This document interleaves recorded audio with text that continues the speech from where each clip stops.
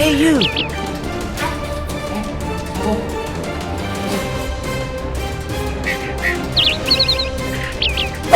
I got it! What do you think of that? Come to me! I got an idea! I've got it!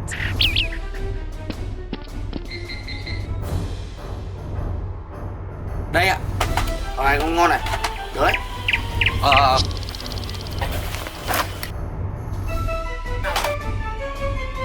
Đây nha. Con này được. Đây anh ạ. Con này bao tiền? Rẻ mà. Mấy nghìn nữa á? Được.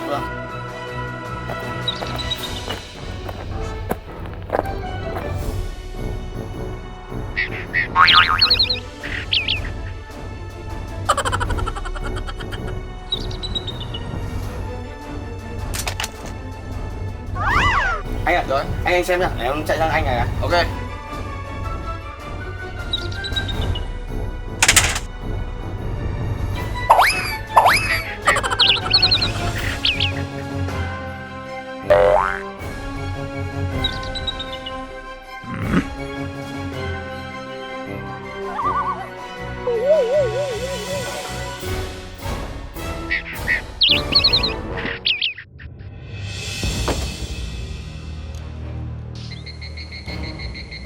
Well, what happened to you?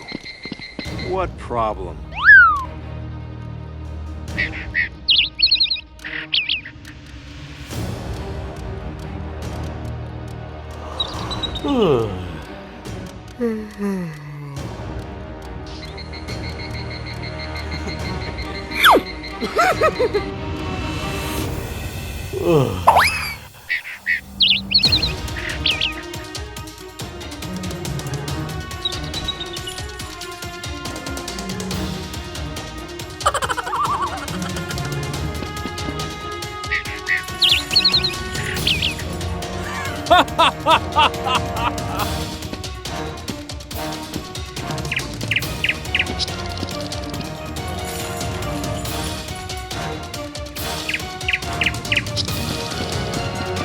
Go, go, go!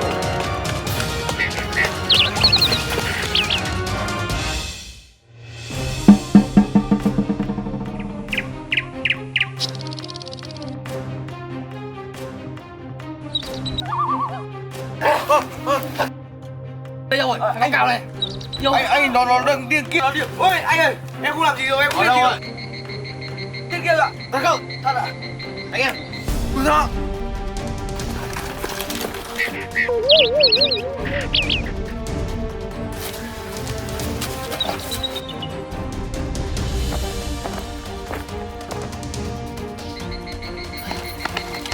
Hey! Let's go!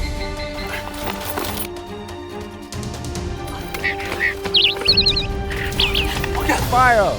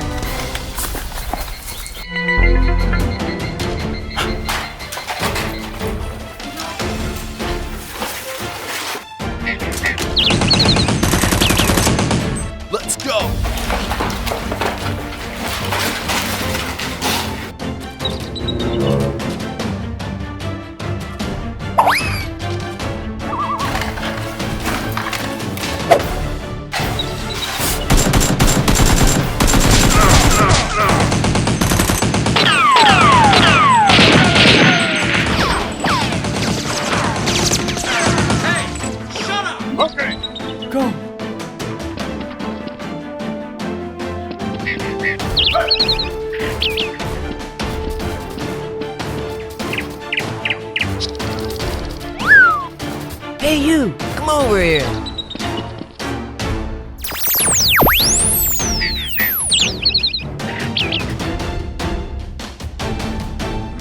Oh, yes. Oh. Excellent. At ease.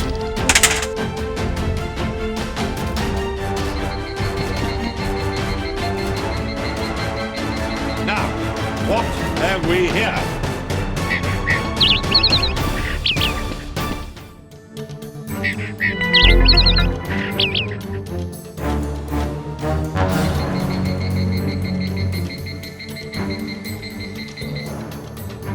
Hey!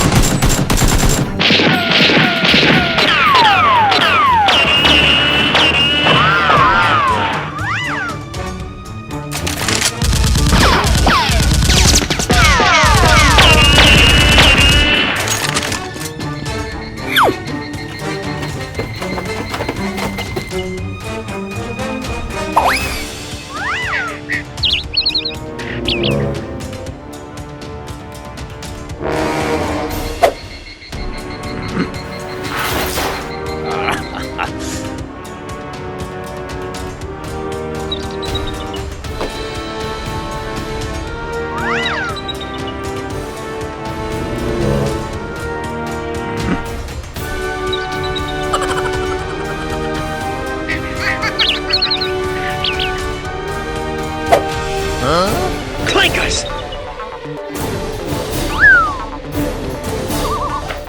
Hey!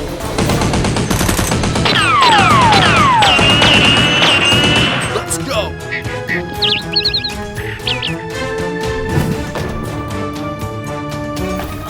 Hey!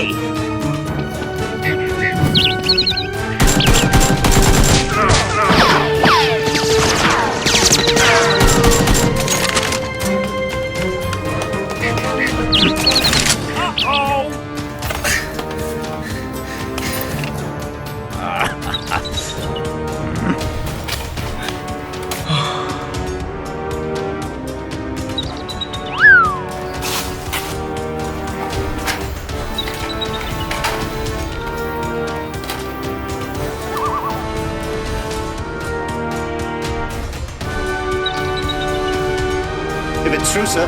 About 35 miles.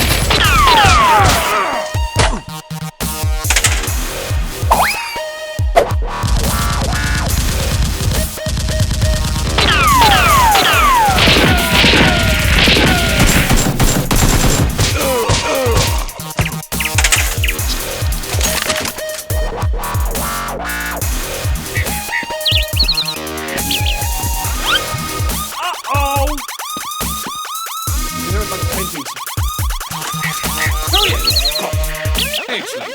10 đồng anh ạ.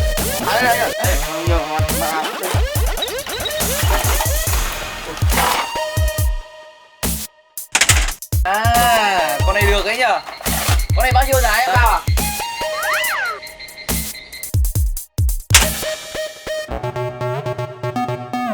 Ui, anh này bao hào, 10 hào anh ạ. Được.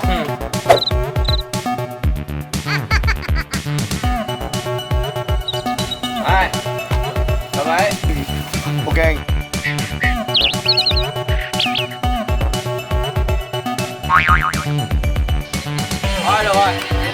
nha. Vâng ạ. Đây, vâng. Anh ơi, anh ghi nhá. Cho anh em mua súng em nhá.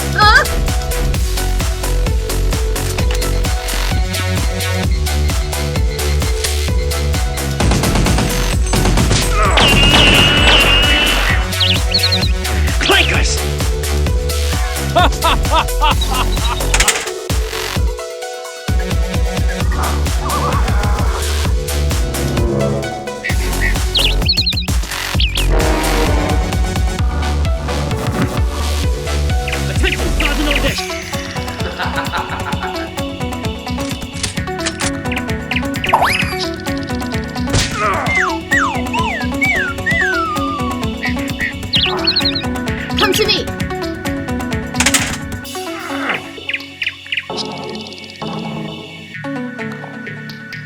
Really? Yeah! I've got it.